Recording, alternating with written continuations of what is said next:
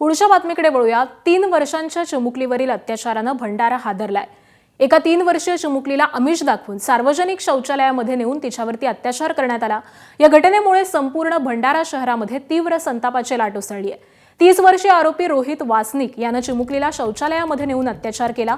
मात्र बालिकेनं आरडाओरडा केल्यामुळे परिसरातील नागरिकांच्या ही बाब तात्काळ लक्षात आली। घटनेचं गांभीर्य लक्षात घेऊन संतप्त नागरिकांनी नराधम रोहित वासनिक याला जागेवरच पकडून चांगला चोप दिलाय। जमावाच्या तावडीमधून सुटण्याच्या प्रयत्नात आणि घाबरून आरोपीनं स्वतःलाही टाइल्सच्या तुकड्यानं मारहाण करून जखमी करून घेतलं आणि यानंतर पीडित बालिका आणि जखमी आरोपी या दोघांना देखील उपचारासाठी भंडारा मेडिकल कॉलेजमध्ये दाखल करण्यात आलं। आरोपी हा अविवाहित असून तो गुन्हेगारी पार्श्वभूमीचा असल्याचंही समोर आलंय।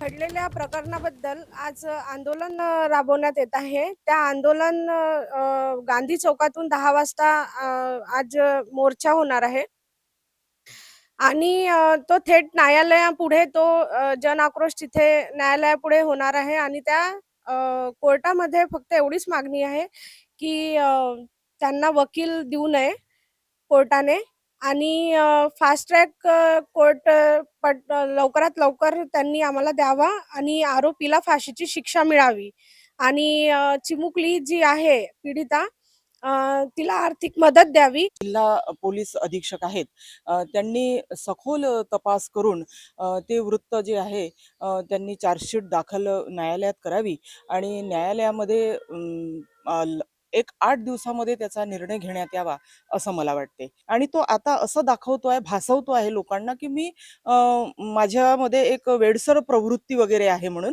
पण ती वेडसर प्रवृत्ती नाही आहे आणि याला कुठेतरी एक आळा बसायला पाहिजे असं मला वाटते आहे।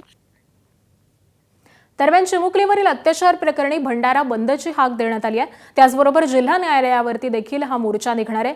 पार्श्वभूमीवरती कडेकोट बंदोबस्त देखील ठेवण्यात आलाय। याचा आढावा घेतलाय आमच्या प्रतिनिधींनी, बघूयात। भंडारा शहरातील 3 वर्षीय चिमुकलीवर 30 वर्षीय नराधमाने अत्याचार केल्याचा प्रकरण काल उघडकीस आला आणि त्यानंतर भंडारा वासियांच्या भावनांचा उद्रेक बघायला मिळाला।